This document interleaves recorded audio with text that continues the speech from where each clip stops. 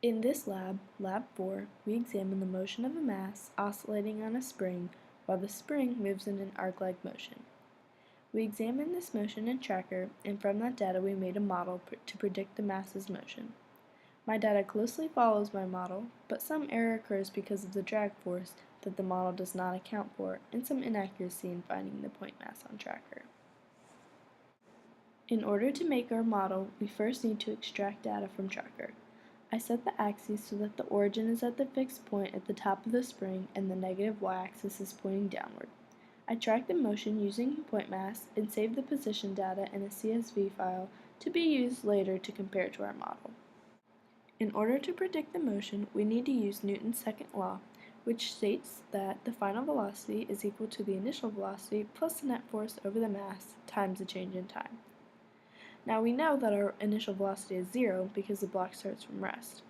Also, we are given that the mass is 0.402 kilograms, and we chose delta t to be 1 over 210 seconds.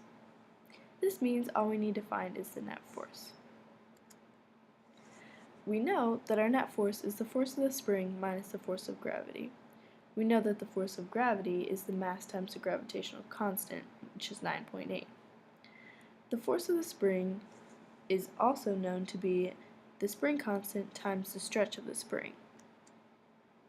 In order to find the spring constant, we first need to find the period.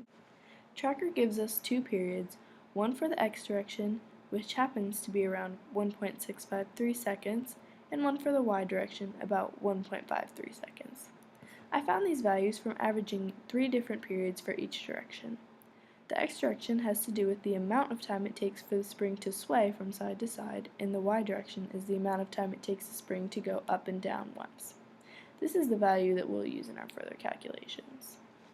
To find the spring constant, we use the formula the period equals 2 pi times the square root of the mass over the spring constant.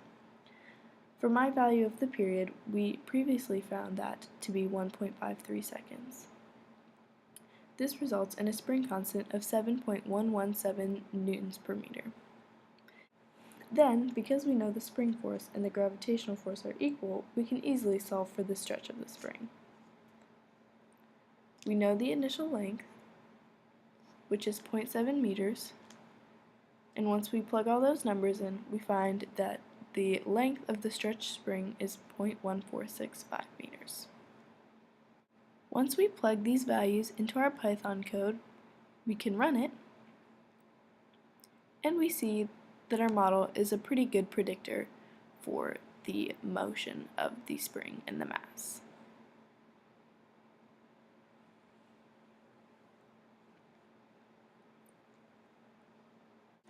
Another principle relevant to the spring mass system is the energy principle. According to this, the total change in energy of the system should be equal to 0. These curves each represent a type of energy. The blue curve is the kinetic energy, which is 1/2 the mass times the velocity squared.